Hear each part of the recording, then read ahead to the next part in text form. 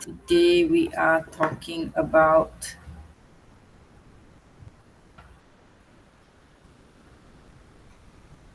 okay. Today we're talking about. Can you all see? Yes, we can see that. Mohsin Hamid's. Mohsin Hamid's The Reluctant Fundamentalist, but we're not looking at the entire novella. So I've asked you to look at the first, I think, 30 pages. Did I say 30 pages or 60 pages? 3 chapters, I think. The first three chapters, yeah. So, which doesn't really capture the story as a whole. So right? Because the first quarter of a book or a story is usually the exposition, character development, right? We're being exposed to the character, to the backstory, okay, and it's only when the story goes into the halfway mark that you start to see the conflict being built up, right, and you understand what the issue is more. But for the purpose of our discussion, I'm just going to kind of keep it simple. The task that I've given you is based on this particular text, Mohsin Hamid's The Reluctant Fundamentalist. Discuss how a writer utilizes narrative voice to present the differing points of view. You notice the question I've asked is how a writer. So this is one writer's example of utilizing narrative voice. So first of all, tell me what you understand about narrative voice. So when I'm asking you questions like this, feel free to just Google it. I'm not expecting you. This is not a pop quiz, all right? So maybe you might know how to do critical appreciation, but maybe we lack the terminologies. Yeah. So when I say narrative voice, just Google narrative voice. So feel free to do that if you are unfamiliar. So when the question asks, the task that I'm asking right now is how a writer, in this case, Mohsin Hamid, how a writer utilizes narrative voice to present the different points of view. So first of all, let's unpack what is narrative voice. Point of view, first, second, third point of view. Right, so you've got the first person point of view, the second person point of view, and the third person point of view. So if it's first person point of view, the writer will use what pronoun? The third person is I. The first person is I. I. So the story is told from one person's point of view, and that one person, you get the story seen from that one person's perspective, right? And as a reader, when you're reading this, what are you looking for to find out, oh, this is first person? What are you looking for in the story? Like if you see the first page, excuse me, sir, but may I be of assistance? I see I have alarmed you. Do not be frightened by my beard. I'm a lover of America. So what are you looking for? Linguistically, what are you looking for on the text? Who he is referring to, like himself? No, linguistically, what words are you looking for? To understand I. Right?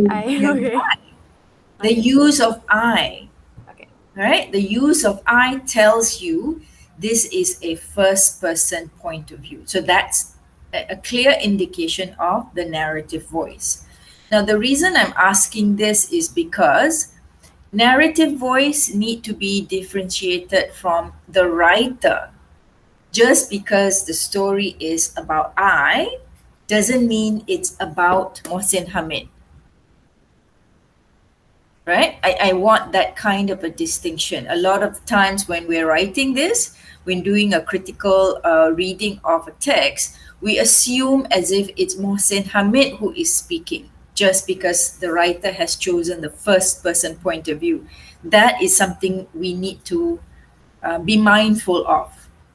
Okay, it's the same with poetry. When you're looking at a poem that is written in the first person perspective, a lot of times readers assume this is the poet speaking. It is not. We need to make a distinction between the writer and the voice or the speaker in that text. If it's poem, we call it what?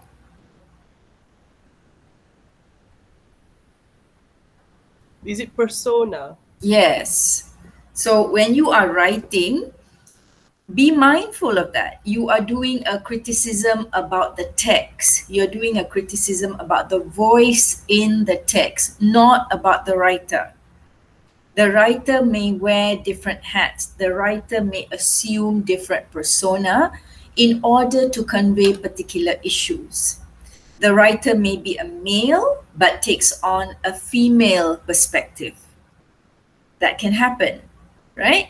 The writer may be an adult but takes on a young adult perspective in writing young adult novels. So it's allowing the writer that poetic license to be able to immerse themselves in these different characters.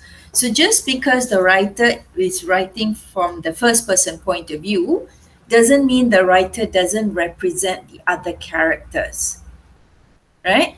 The other characters are there, but the other characters' perspective are not heard by the reader, if that's the first person point of view. Meaning, imagine I'm telling a story from Alice's perspective. So what Alice sees, I will tell everybody. But what Ruby sees and what Shah sees, I will not tell anybody. But they still see things. I will only be able to describe it if Alice sees the same thing. For instance, Shah just drank a glass of water. So Alice saw that, then I can put that in the story. But maybe Shah is doing something else outside the screen and we can't see it. Maybe she's typing something, right? Maybe she's messaging someone. Maybe she's petting her cat. But I can't see any of that because Alice can't see any of that. So that's not in the story. So this is the reason I'm breaking it down like this is because this is what Pierre Macherey talks about when he says silences and gaps in a story.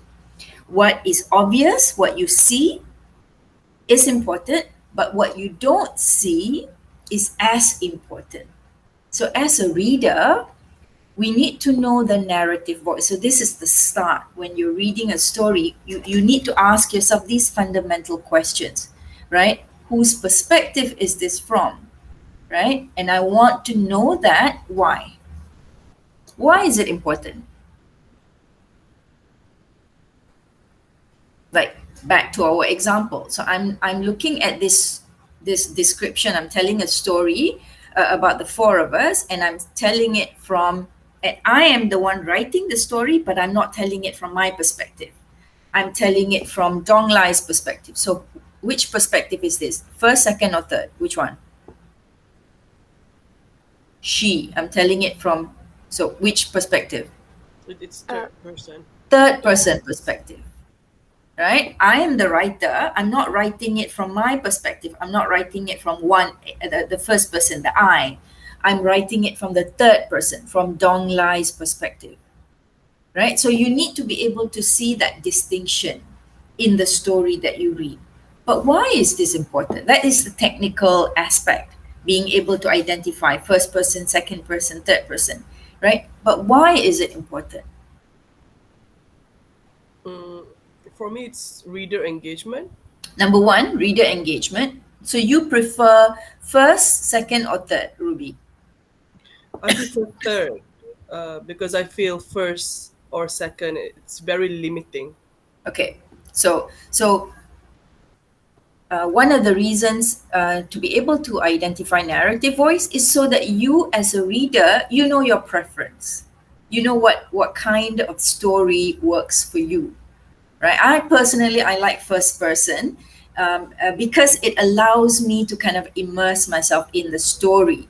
And I find first person engages my my reader within, that spirit of the reader within for me, whereas with third person, I can disengage myself. I can separate myself from the story. And sometimes reading a text, you want to immerse yourself in the story. And I find first person works for me, So it's your choices how you approach the story. So that's one reason why it's important to know the narrative voice. But what's more important than that? Think of all the stories that you've read beyond the Reluctant Fundamentalist. Why is it important to know the narrative voice that the writer uses? Their biases, Good. their objectivity. You want to know how far you can trust the narrator. You want to know when the narrator tells you something, how far can you trust what the narrator observes? Is the narrator being objective, right? Is the narrator being subjective in the way he describes? Again, back to the first sentence. Excuse me, sir, but may I be of assistance? I see I have alarmed you. Do not be frightened by my beard. I'm a lover of America. So this is the first person observing what the other person is doing. We don't hear what the third person, we don't hear the man, how he is responding. We don't even know whether it's a man or a woman at this juncture. We don't know what the other person is saying or feeling or experiencing. We know it only from the I perspective. And the I saw that the person was maybe looking shocked, maybe looking, slightly startled. So the I observes, do not be frightened by my beard. I'm a lover of America. So maybe I is projecting other people's fears about beard onto this person. We don't know. So just because I says that does not mean this is what's happening, right? So maybe I has some bad experiences, right? And because of that, every time people look at him, like maybe just stare at him a little bit, he assumes people are afraid of him because of his beard. So he is projecting that. And you, as the reader, you're already sucked in from the very first sentence. You're sucked into his psychology. So this is what Pierre Machery talks about the gaps. Just from that sentence, Machery would say, let's unpack that. What is the reader being asked to do in order to allow us to immerse in that story, right? So that's why it's important to know the narrative voice. And added to that is to know, can I trust this narrative voice? Is this narrative voice being objective? Usually third person narrative voice will be more objective. First person, no, because first person is very much from the I perspective. So when I tell the story from Dong Lai's perspective, from Alice's perspective, she may have her misgivings. She cannot run away from that. She may have biases. Maybe she prefers straight hair compared to curly hair. So when she looks at somebody and the person has straight hair, in her mind, she'll be like, oh, she is so pretty. And when she looks at someone else with curly hair, and she's like, it's okay. So that's bias. She's not being objective, right? Just from that observation, she's not being objective because she has her own subjective biases, which is fair. So that's why first person tends to be a little bit more subjective because it's based on that person's emotional state and emotional acceptance, right? But the third person tends to be more objective because the writer is writing from the third person point of view, and the writer tend also to go into the third person's mind so that you as a reader, you get to hear what the person is thinking. Okay, there is that clause as well. Not necessarily, it's not omniscient necessarily, where the reader is allowed to hear right now, everybody's looking quiet and staring at me, right? So I can observe this, so I can be objective and observe this in my story. But imagine if I can listen to what Ruby is thinking right now, and what Donglai is thinking like right now, and what Shah is thinking right now, and I put that in the story. Ruby stares at me. In her mind, she thinks, what is this woman talking about? She has no idea. She has no clue. Then Donglai is thinking, wow, this is amazing. I never saw it this way. Then Shah is looking and thinking, wow, if only, if only, if only. So if I put all that in my story, the reader will be like, wow, I can hear everyone's perspective. That is omniscient, right? Like the eye in the sky, being able to see everyone, hear everyone. But that kind of a narrative voice tends to be a little bit more complex because you're getting so much, right? So again, Doctor, I have a yeah, question. Shouldn't there be like limitations or like possibilities? yeah. So again, it cannot be as comprehensive as that, right? That will be like, can I hear what Nina has to say, for instance? Nina's in this conversation as well, and Nina is there in the picture, but I don't hear Nina's voice. So that's not terribly omniscient, right? So another point I'm saying is there is a range, and for every technique the writer chooses, there is a intended effect, and we, the reader, we need to know this. We need to, okay, so this is why he has chosen this voice. This is why first person is more appropriate than third person, because the first person is doing all the talking, the observing, the emotional experience, expecting the reader to be absorbed into this conversation, right? So that technique works. That's why if you've read the rest of the story, you understand that, right? So okay, so I want to hear your take. So I've spoken for about 20 minutes or so. So now the task at hand.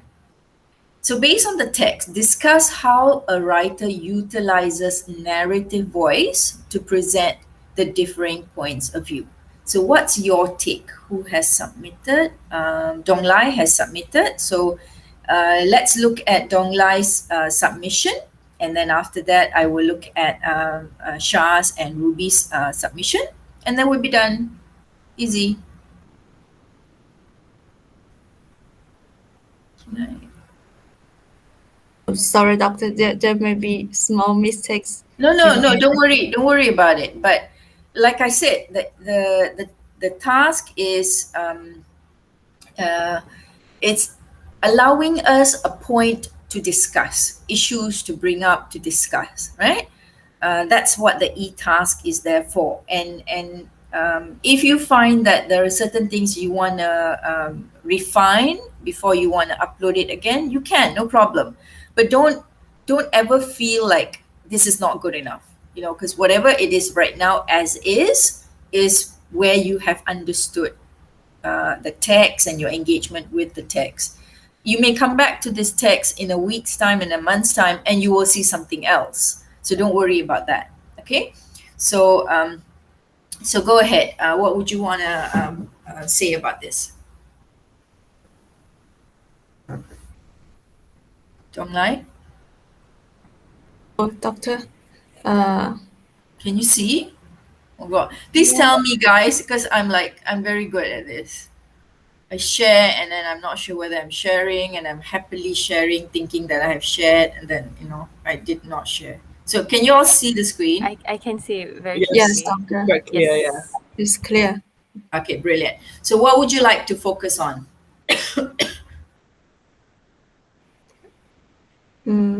Doctor, do Yes. you want me talking about my Yes. This is your excerpt. So yeah, take us through, because yeah, you've identified page 10. So take us through whatever you want to focus on. The floor is yours. In this aspect, the author know the person, doctor. I'm sorry. How to spell his name? Or how to pronounce his name? Mohsin. Uh, uh, No, I mean the I in the novel. Cengiz. Yeah, yeah, Chen Gigs. Cengiz. Yeah. Yes, yeah. I assume it's like that, you know. Yeah, yeah, because I searched the pronunciation online, but I'm a little confused about the pronunciation. Okay. Uh, uh, it tells the story about uh, his uh, his his experience and in this time I because they also used the first point with I myself had among the top exam results in Pakistan, and when I read this, I feel this a good student and I like or I'm stand on his point to view the whole things. When he was young, he was a good student and he got good results, and I'm feeling the feeling of the good where I got the good results, and where he talk about I did until I damaged my knee in my sophomore year. I feel kind of feeling is sorry, yeah, because can't stop imagine that uh, if he didn't damage his knee, he will be a good soccer player. Mm, Yeah, like that feeling. So I think I'm fully involved in mm, this narration. Yeah. mm, And I really like the switch between the first point wave and the second point wave. And you know, in the first page of the novel, they have maybe 3 or 4 paragraphs, and the first sentence of each paragraph, they switch the first uh, point wave between the second point wave, and I think the author uh, changed the topic of every paragraph through this switch. Uh, he tells the story step by step, which surprised me, I think. And and also what impressed me most was the second when uh, the second point of view where he mm, where he talked about the jam his boss when and when he have an interview between there's a interview before he got this job, you know. I'm finding job uh, during the last 2 months, and yeah, I think I'm very nervous. And when I read this part, uh, the feeling of nervous suddenly occurred to me, and I'm have an interview again. Yeah, this, and I think um, just like last week, doctor has said that uh, the the narrative of a novel may reflect the experience of yourself as a reader. I think mm, that's all I guess. Thank you, Doctor. mm. Anyone wants to comment?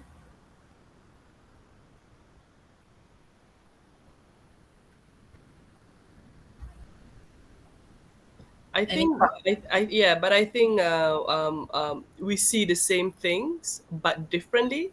Yeah, because I do not have a lot of the terminologies like you mentioned. Uh, but I do notice that Dong Lai likes to point out at certain characters, like Jim and Erica. Yeah.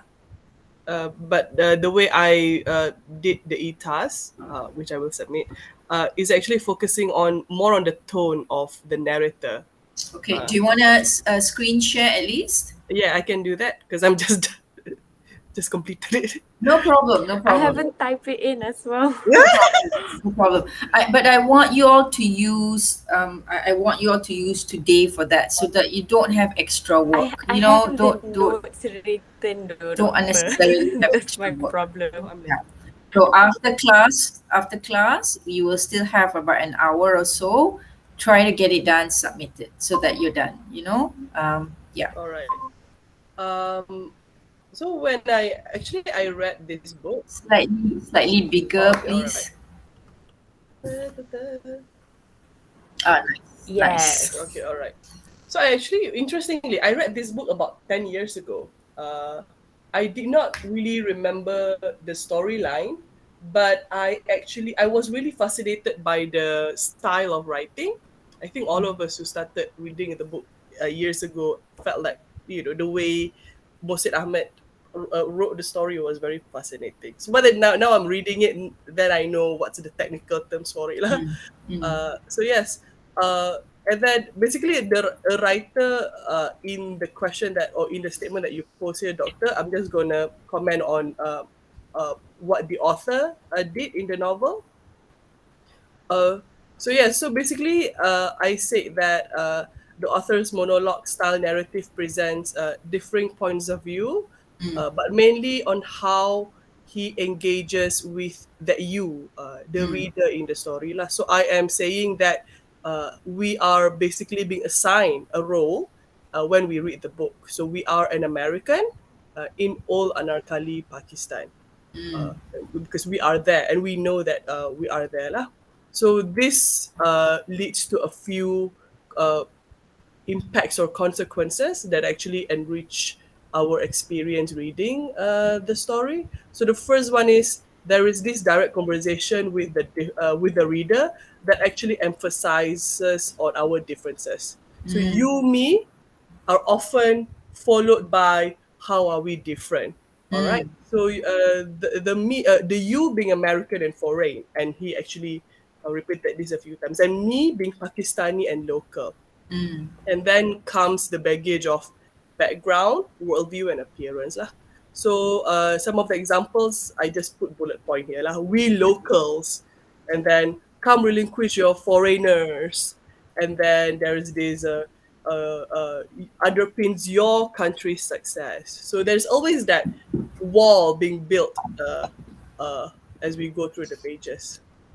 And secondly, I noticed the narrator or the narrative voice loves asking questions, and these questions are non-stop and is very incessant. So as a reader, I was thinking, what do I feel when the writer or when the narrator often uh, puts questions, basically it puts us on the spot. mm, At the same time, as a reader, I am intrigued. Okay, so how are you going to answer these questions? Because the whole book is a monologue. So I am expecting for explanations mm, from the narrator lah. mm, And then I do believe that the questions themselves are sort of thesis statements to the passages, but that is very essay language. All right. For example, how did I know you were American? Come tell me what you were looking for.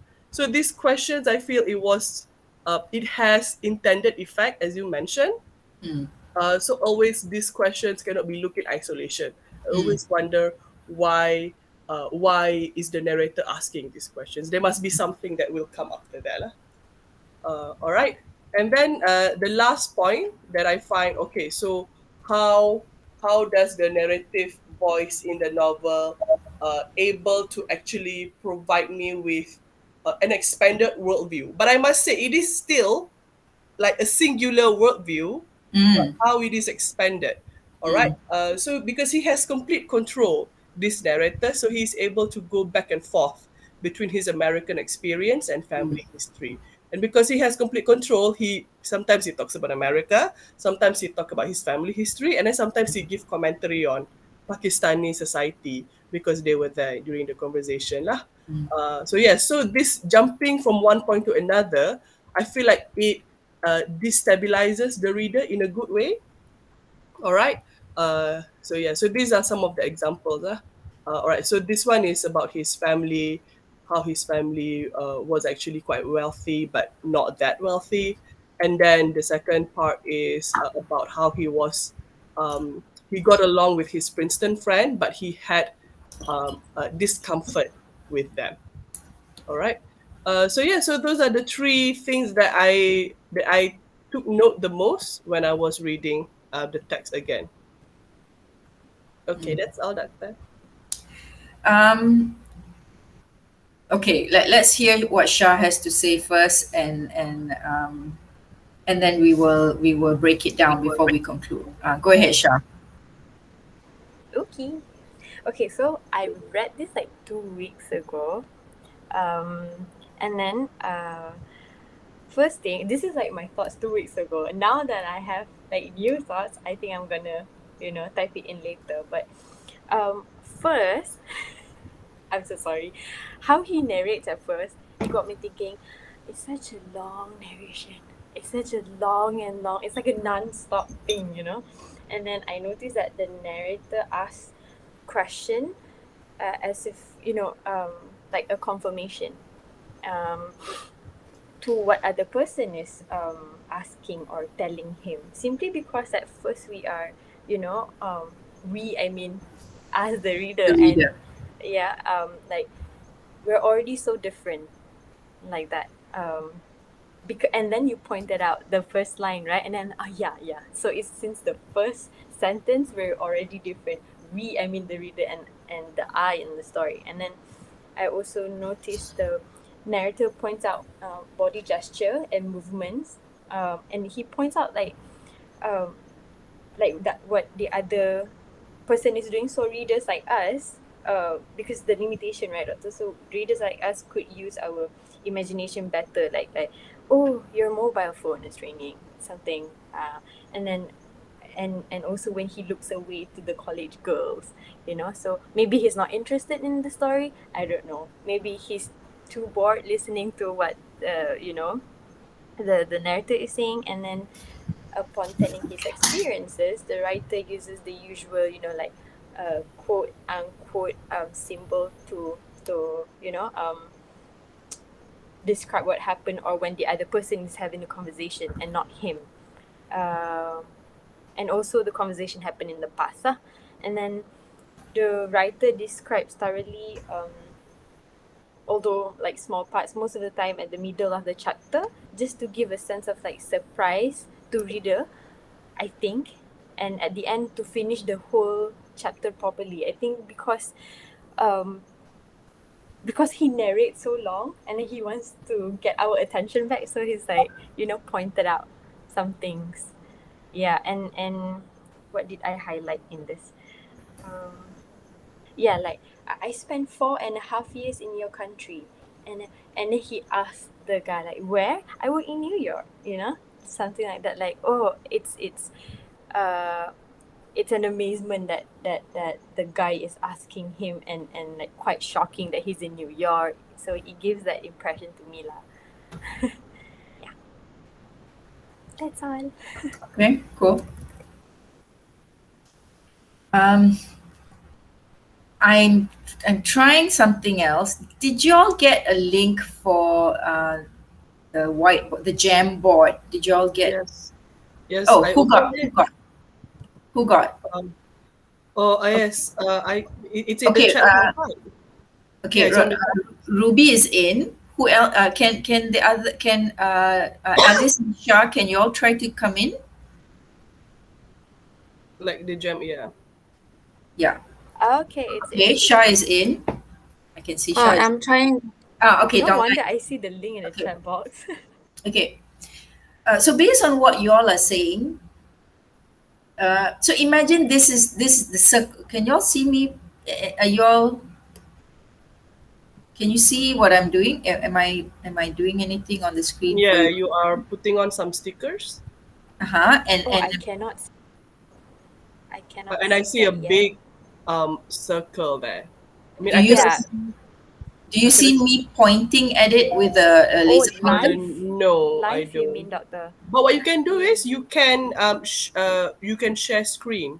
Oh, Yeah, share screen. We'll still open the Jamboard on another tab, but you can also share I screen. won't be able to see your faces. Okay, so just Okay. remember that. Okay. Okay. Okay. All right. Can you see now? Yeah. Okay. Yes. So imagine that the text is there. Okay. This is the not writing. Okay. Stop sharing. No. Okay. So this is the circle. The this is a circle. Okay. It doesn't look like a circle, but I'm not very good at drawing circle on this. We know it's a circle, Doctor. It's okay. So this is the circle. The circle is the story. All right. So recollect what Ruby mentioned just now. Ruby, can you repeat one of the key points that you made just now about the what was it that you mentioned just now? Is it the singular worldview? Yes. So for me, the narrator has complete control over the story, and even though it is an expansive worldview, it is still a singular one.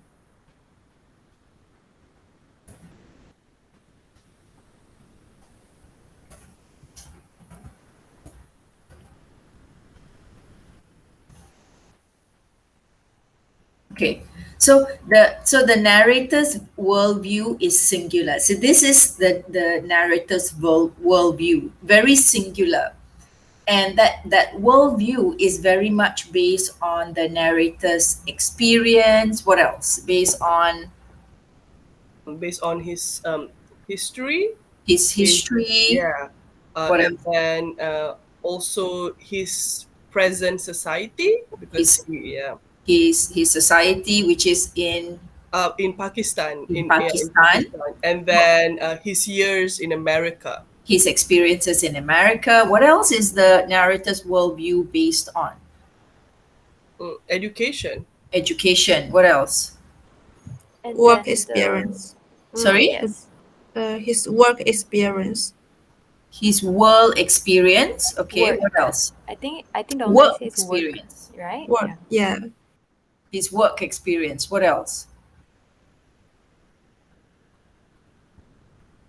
What Love else? story maybe. Maybe love story. What else? Mhm. His friends or so-called friends. Okay. His friends. What else? Is religion an important part of the narrator's worldview? Uh, I felt that, but I'm not sure if it's direct. But Yes. yeah, I know that it colors the way he views things. I Yeah. know that he feels like it others him, Yeah. but I'm not So, sure. so all that, his friends, his work experiences, his love life, his experiences in America, his education in America, and his current life in Pakistan, all that colors the narrator's worldview. So I'm going to put it there. That's what colors the narrator's worldview. But something else also, all three of you highlighted, the fact that this story, uh, there is a there are certain people's voices who are not heard, and those voices are outside that narrator's worldview. That voice is the person is there, but the person is situated outside the narrator's worldview, right? So imagine that. Imagine what the author Mohsin Hamid. Now I'm painting. Okay, let's do this. Okay, you can do this. This is my first time seeing Jamboard though, Doctor. Yeah, I think last week I had to do it with like for a different program, and it was groundbreaking. I Okay, I am all right. Dear me. Okay, okay. That's another circle, FYI. yes. Uh, I can see that. okay, yeah. It's like an omelette, but poorly made. Yes. So this is the narrator's worldview.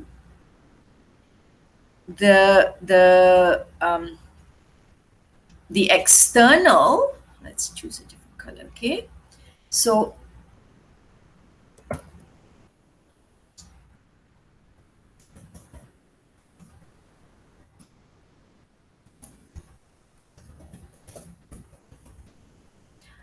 At the macro level, there's another worldview, but the narrator's worldview is limited to his worldview, right? Largely because this is told from a first-person point of view.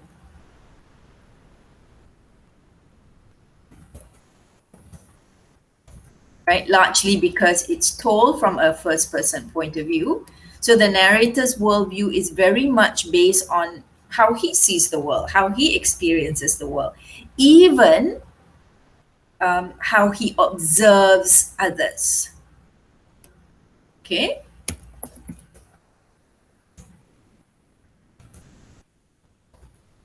I.e., in this case, the you in the story. Okay? So all that makes up his perspective, his worldview. Now, the question I want to ask you is, what is it like not to have your voice heard? What?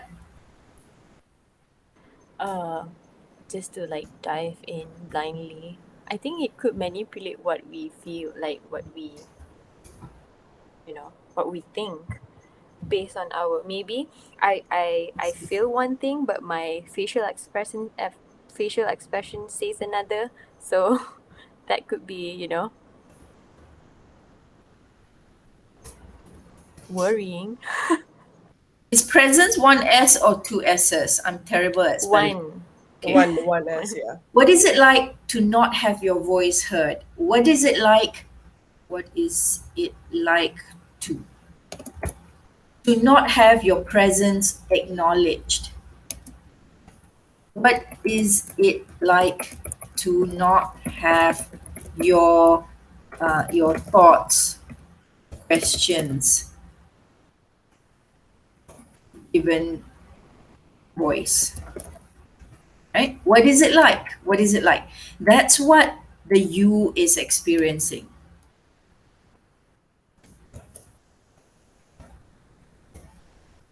Right?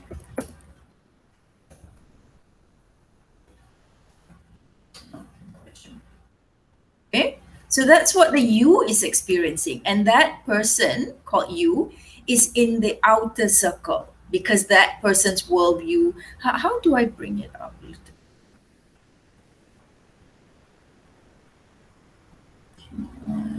This is the.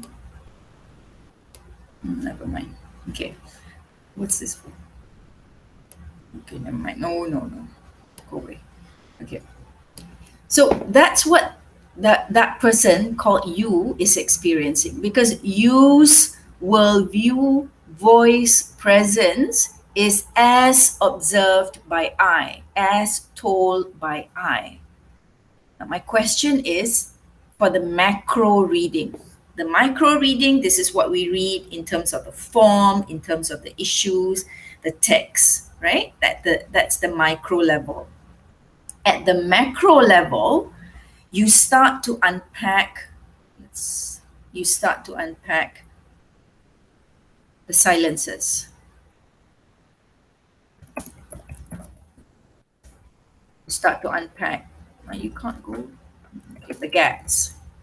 This is what Mecheray talks about. This is what Mecheray talks about when he says, when you're reading the text, what is said is as important as what is not said or what is left unsaid. All right? So when you are reading a text at the macro level,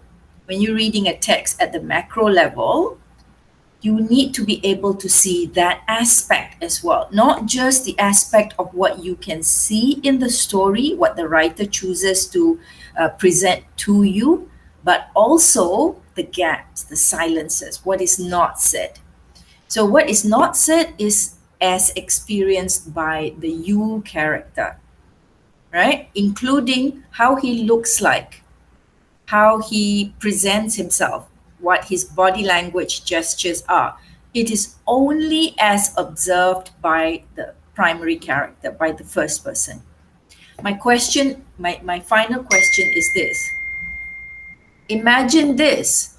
Imagine how the Western narrative represents the Orient. How does the reluctant fundamentalist reverses that? Reverse that, not reverses that. Okay. How does the novel reverse that? I Can you think the see? novel like decenters Western narrative by making the Western character helpless, in my words, not any other word. Yes, by making this Like very not being in control, right, Ruby? yeah, because this white guy, I'm assuming he's a white guy, What else? What else? Decenters the narrative. What else? uh, um, making the typical white man sort of helpless or de-weaponize them, for the lack of a better word. And I also think the American is muted in the narrative, and Good. yeah, it's suffered what the uh, the Eastern countries people Mm. suffered. Yeah. It is like it basically deconstruct or uh, defy the Western savior trope. I feel. Is it Western and white savior trope, not Western savior? And it provides a counter narratives. Yeah.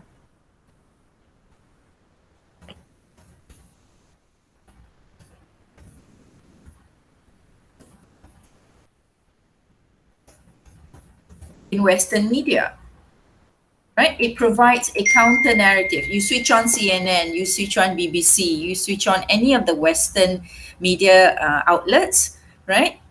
The kind of narrative that you get is very much first person point of view, their worldview, very singular, and what they observe of the other, i.e., outside their worldview. You know, it could be Indians, Chinese, Asians, Africans, anyone else but them, right? So the Asians, the Africans, their point of view, their voice, their presence, their questions, their thoughts, their perspective is not given any time of day. Okay, so this kind of a technique, in fact, it decenters the narrative of the hegemonic narratives of the West, right? It takes back that kind of power that the Western media outlets portrays by providing a counter narrative. Okay, you want to know what it feels like? Okay, this is what it feels like. If I tell the story and I observe whatever it is that I see from your behavior and your actions, and I put words to it rather than I give you the opportunity to have your words, to have your thoughts, to have your questions. So this is what it feels like, right? This is what it feels like to kind of counter that by reversing the current Western narratives on the East. Does that make sense? Yes. Yes, doctor. I think when you map it out here, because I love mapping things out, I think it really strings our thought together. Yeah.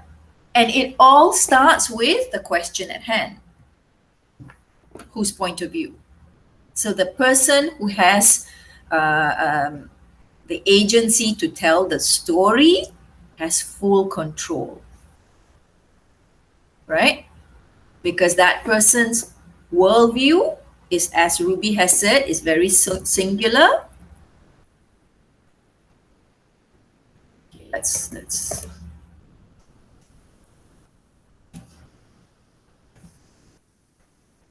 okay. There you go. Very singular, right? And that singularity of perspective is what creates hegemonic narrative.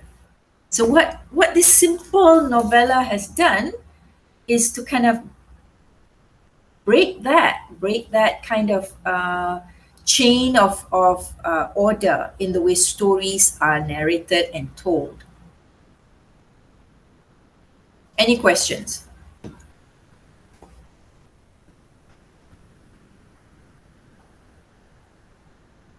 Any questions? How do I save this and Yeah, I think you can. Yeah, I But wanted but you but if to you say want to, that. you can just save screen. okay? Wait, I can help you do that. Yeah, because you're in, right? Yes, I can just take a picture via Oh, download as a PDF. Photo as media. Great. Score. But score. But is it clear enough? I mean, oh, my work of art, my lovely I'm so circles. I'm so proud, doctor. This is I'm so good. proud. This is the first time I'm trying this. So I know, Oh yes. well done me, well done me. Yes. Yeah, I miss the board. I miss the blackboard. I'm such a teacher, you know. I love to like with my cakap ayam writing, but I love to write on the board to just illustrate the point. Yeah. So you know, and it all starts with point of view. Once you know the point of view, you realize as a reader, this is what Zawiya Yahya talks about in Resisting Colonialist Discourse.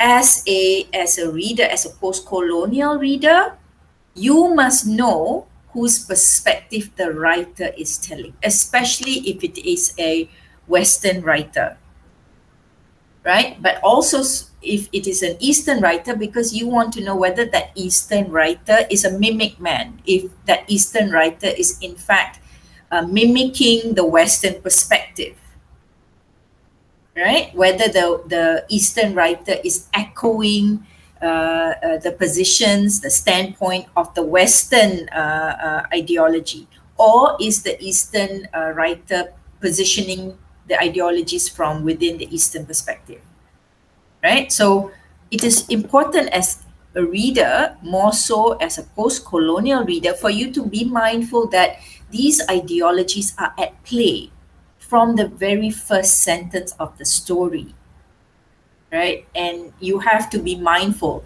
As a reader, you need to know, so this is what the writer is trying to do, not the character, mind you. Not this is not what the character is doing. The character is just another puppet. The puppet master is the writer, right? So this is what the writer is trying to do by making his story, by crafting his story from this perspective. Okay, I have 3 more minutes before 11, so we're good in time. So any final questions from you? Uh, Doctor, would it be okay for me to add some of your points to my e-task? Please do. Okay. Please do. Okay. The e-task is your way of saying, this is what I have understood. From today's discussion, this is what I have understood. So it's almost like your notes. So later, in 2 years' time, when you're doing your PhD and say, and you're I remember Dr. Rice said something very significant that I want to try to connect it to my proposal. I don't know what was it that she said, but I remember my notes. So I look at my notes and it's like, oh, okay, yeah, this is an important point, right? So as students of literature, you also realize that these techniques you bring with you when you're watching a film, when you're watching the news, when you're listening to a song, right? When you're watching an advertisement. How is the eye positioned? How is the audience positioned? Is the audience positioned from the camera lens of the director? Because that's first person, right? Or is the camera lens, positioned at like the bird in the sky, the omniscient, that you can see everyone? That means it's not just from one person's perspective. Or do you also even get to hear the thoughts, the character's thoughts, or only observe the facial gestures? So all that is narrative voice. It starts with a narrative voice. Okay, so it's important for us to be able to identify that so that we don't get sucked into the story without realizing, oh my goodness, I've just been made to empathize with the other side. I've just been made to empathize with someone I would not necessarily have empathized with. So it's funny that you all said that you felt that you were positioned as the reader by him describing you. I did not feel that when I was reading the story. I felt like, I felt I was more empathetic towards Shangesa's character, not the other. As I was reading the story, I felt like I was doing that. I was signaling to the you, okay, this is who you are, this is what you're doing, and I am the I imagine that, because that's why I say I like first person stories, because I feel like I can relate to the character a lot faster, a lot easier. But again, it's all the reading techniques of the reader. So how do you read? And I think the way you read also tells you how you allow the story to be unfolded to you, to be presented to you. But always be mindful. You are always in the driver's seat as a reader. That's why what Zawiya Yahya talks about in her book, The Resisting Colonialist Discourse, the reader must be always mindful, that must resist the discourse that the colonialist is imposing on her, right? Rather than just absorb it. Okay? All right. So, any final questions or comments? Not The really, but oh, sorry, but just sorry, Dogla, you want to go first? Ruby, you go first. Yeah. Oh no, lah. I'm just wondering after one semester and a few weeks, right? But I read somewhere about what is the responsibility of a reader. Mm, Because I used to read as a hobby because I have no life, but yeah, but I read a lot, and because I teach writing as well, so I also need to read for my job. So I used to think, I used to link that with writing abilities. You're expanding your thinking. It's a skill. But now, being a post-colonial student, there seems to be this added yeah. critical aspect to it. So I wonder, is there supposedly a decision for us to reach, like as a reader, uh, it's not just about expanding your skills, it's Mm, also about positing yourself in a certain mm, supposedly ideology, because it becomes ideology lah when you yeah. study this course, right?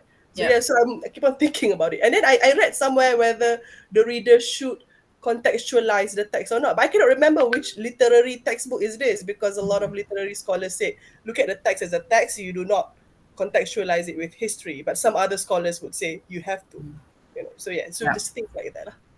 But my position as a teacher and a researcher is very much to contextualize, because a text that is not contextualized within its context is filled with gaps. Of course, if I'm reading for pleasure, say if I'm reading a Chinese novel translated, I don't need to know, oh my god, the history, the war in China, for instance, we just watched, my family and I just watched the movie Heroes, because my daughter needs to practice her Mandarin. So my husband's like, okay, let's watch the movie, and Sophia can try to understand some of the words, and mommy and daddy can just read the translation, the subtitles. So it's about the a particular king who finally united China and built the Great Wall of China. So I don't need to know all that stuff. I just enjoy the story, right? But of course, the nerd that I am, as we're watching, I'm on my iPad Googling and finding out, oh, this is what happened. And I'm telling my family, oh, this is actually partly, based on real story. My husband and my daughter like just watching it, enjoying it. Oh, the colors, and it's brilliant story.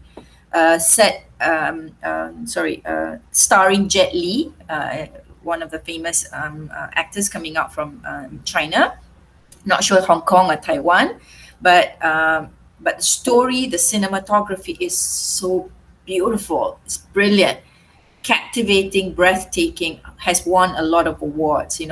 But if I didn't know the backstory, it's just a story. But because I know the context, I am more invested in the character. And I know have you all seen the story? Have you seen the movie? Watched it years ago, I know, 2004 it came out. but I remember some scenes. I do remember the story, but I remember because Jet Li was an assassin, if I'm not mistaken. And Yes. then there's another assassin and whatnot. But I Yes. do remember That the feeling it gave me. if Yeah. you rewatch that, you will see what I mean by point of view, because the color change, the scene changes Mm. from, I forget the first color, blue, I think, and then red, and then white. Each color scene change, where the costumes change, is a perspective. It's a narrative voice. But Mm. whose story are you believing? Whose point of view are you going to believe? Right? And which point of view helps you understand why Jet Li's character, the nameless assassin, is set to assassinate the king. Why?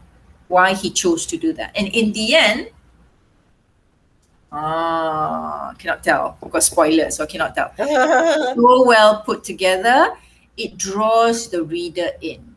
But again, you as the reader, you're like, okay, who do I empathize with? Do I empathize with the assassin? Do I empathize with this character? Do I empathize with the king? Do I empathize?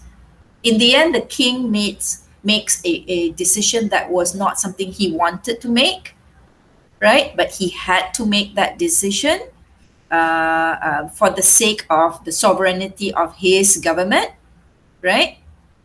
To the assassin. He has to make certain, just like the assassin makes certain decisions. He was within 10 feet, 10 steps of the king, but he does something that he did not choose to do. And he suffers the consequence, and the king has to make a decision. So you're like caught up in this web. It's like, oh my God, who do I side with? Whose perspective do I side with? And it's all because of the use of, not all because, but one of it is because the way the director tells the story, the reader is torn between first person and third person, and first person and third person, and first person and third person. You're like, damn, that was so good. Yeah. So that's a good story. That's a good story to watch and to kind of dissect, if you've got a nerd mind. So yeah. But I just noticed. So the king is Shi Huangdi or Qing. It's very this famous Yeah. emperor. Yeah. So when you go to visit Beijing, and then you go to see the Great Wall of China, you think, oh, this is lovely, this is grand, and da da da da. But if you know the context, you're like, oh, he did something, and thousands of people died. Thousands of workers died building that over X number of years. I forget how many years, right? But the root is this. The reason is this. He wanted to unite all the lands of China. He wanted it to be part of one great China, right? So, but that story, without the context, you're like, oh, it's fun. Oh, they're using different colors. Oh, they're fighting. They can fly. They can fight. Oh, okay, grand. This is lovely. The minute you know the context, it changes the game of the way you appreciate the story. So back to what Ruby was saying, I would say, for pleasure, you don't need context. But give mommy 10 minutes.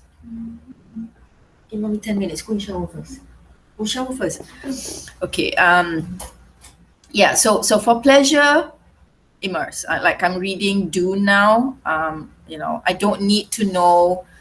I don't need to know Frank Herbert's philosophy, his ideology. I of course I'm also reading up on that. Like, cause I love that, because to me, I don't read a story just for you to entertain me. I read the story for you to educate my mind, to have a conversation with the writer who has long passed on, right? I want to know what he saw and why he captured the world in this way, and why he made the central character, Paul Atreides, why he made him such a tragic hero, right? Why? What's the purpose? I want to know his perspective, his worldview. So that's just me as a reader. But you as a reader, you might say, okay, it's got Timothée Chalamet's cute guy, and I want to watch the movie. So I don't want to read the book and all the rest of it.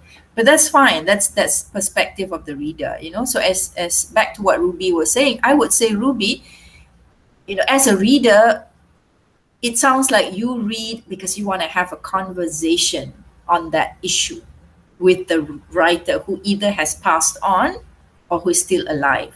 And it's that conversation that activates, not just to improve your writing, but it's also to educate your mind and for you to have an opinion about something, you know. So yeah, anyone else has any comments or any thoughts? Was that okay? Yeah, The first task, was that okay? yeah, Sorry, doctor, you were saying? Was the first task okay for the e-task? Was that all right? Yes. Yes. yeah. Dong Lai, you were saying? Yeah, Dong Lai? Yeah. I want to change my e-task and submit it again No after this problem. class. No problem. Yeah, and there are some thoughts. First thought.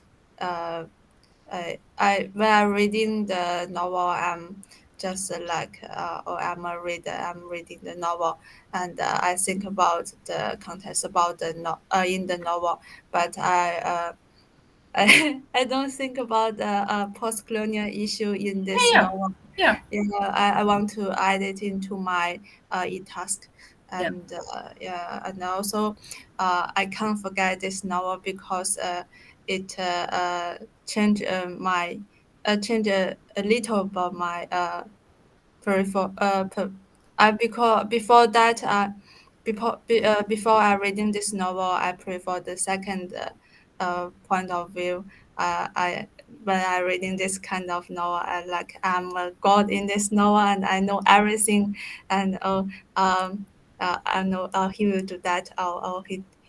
He did this, and I feel I know I know everything, and everything is like in my control. But Mhm. when I read this novel, I'm like I'm the sometimes I'm the uh, Pakistani, and sometimes I'm the muted American, and sometimes maybe another guy his boss Jim. I think is interesting. Yeah. So you as the reader, your perspective are constantly being shifted, Yeah, right? yeah, Yeah, brilliant. So that's part of the experience of reading and engaging with the text as a post-colonial critique. Okay, so this is something you are developing, and I think you notice it's layered, right? We start with the narrative voice, and then we next week we're going into another component. We're looking at what is it, themes and issues. So it's layered. You can use the same text to unpack the issues and the themes and the conflicts. You can use the same text, but next week we're going into another text. We're going into a poem, but as you read each text, you can come back to the text to unpack the same component, the same elements of critical appreciation, right? So be mindful of that. You know, if you find that this is the text you want to come back to, even for your final project, you may do that. Okay, so feel free to use any of the text that we study, and feel free to update your e-task as and when you see fit. Okay, so thank you so much. Shah, did you want to say anything? Final thoughts from you? Mm, no, but the fact that I haven't watched Hero that you mentioned because it has Maggie Cheung and Tony Leung. Yeah, Right. I'm So like I'm yeah, trying to look for it so that I feel like I should rewatch it. I did, but I yeah, didn't notice. because It you was very told about the interesting when Doctor narrative. mentioned the color. Now I'm thinking, oh my god. So I guess they don't use this lens for no reason. Yeah, And yeah, then yeah, yeah. And you see the character changes when it's blue. My favorite color was the blue, and then the red. The red was filled with this anger and passion, and then the white. There was a bit more peace to it. You know, so yeah, and yeah, go watch it. It's so awesome. It's a great Saturday Yeah, afternoon I movie. I think it's Maggie Cheung and Tony Leung is just perfect Which pair. one is So Tony? What? Tony Leung, Tony Leung is nameless, I think. The one with the lady. No, Okay. that's Jet Li. Oh no, no. Should I give a spoiler? You know how the lady stabbed it's herself? okay. Yes. So Tony Leung is the middle one, the guy. So after Tony Leung died, Oh, Maggie the Cheung. cute guy, basically the boyfriend lah. Yeah, yeah, the Very boyfriend. Yeah, so cute that man. is Tony Leung. Sorry for the Then spoiler. doctor, if you have the time, if I may suggest, you can try look up In the Mood for Love. That's like a That very is so good. Is So it that Chinese? yes. Is it what? Is that English or Chinese or? no, that is Uh Hong Kong, Cantonese. And so Tony Leung, so the cute guy and the lady, yeah. they acted together many times. Oh, Yeah, the Yeah. lady has retired. How do I know this? Because I'm a nerd. Okay, this is both of us. Oh my god. But yeah. can So I yeah, stop? Okay, bye everybody. Stop recording. Bye. Have a great week. Okay. let me just share with Bye. everybody.